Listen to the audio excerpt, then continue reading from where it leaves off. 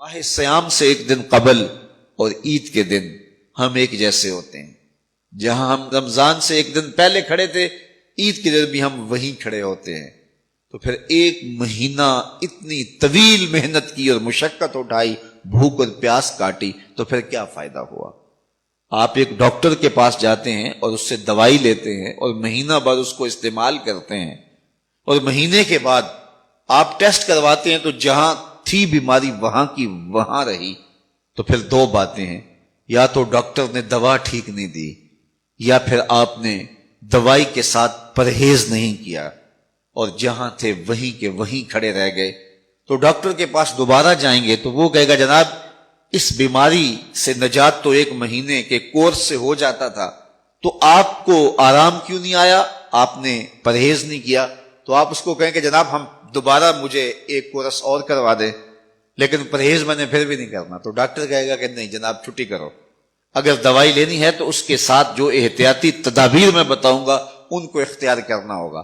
لیکن اگر کوئی شخص پھر دوسرا مہینہ کھاتا ہے اور احتیاطی تدابیر اختیار نہیں کرتا اور پھر ڈاکٹر کے پاس جا کہتا ہے جناب آرام نہیں آیا، تو ڈاکٹر پھر اس کو کہے چلو دوبارہ لے لو، تو وہ تیسرے مہینے بھی کھائے، چوتھے مہینے بھی کھائے، ساری زندگی بھی کھاتا رہے، احتیاطی تدابیر نہیں کرے گا تو جہاں صحت تھی وہیں کی وہیں رہے گی. ماہ سیام آیا، پورا مہینہ دوائی لی، اور عید کے دن جب ٹیسٹ کروایا تو جہاں تھے وہیں کھڑے تھے. یا تو پھر دوائی ٹھیک نہیں ہے، میرے رب کی دوائی کس طرح ٹھیک نہیں ہو سکتی؟ جب اس نے کہا ہے لعلکم تتقون، تم روزے رکھو میں ضمانت دیتا ہوں تمہیں تقوی ملے گا، تو پھر تقوی نہیں ملا ہے تو پھر ہم نے روزے کی احتیاطی تدابیر کو اختیار نہیں کیا ہے، اور اتنی طویل مسافت کاٹی ہے، مشقت کاٹی ہے، بھوک کاٹی ہے، پیاس کاٹی ہے.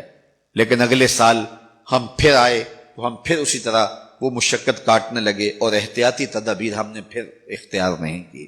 من لم یدع قول الزور والعمل به فلیس للہ حاجۃ فی ان یدع طعامہ وشرابہ.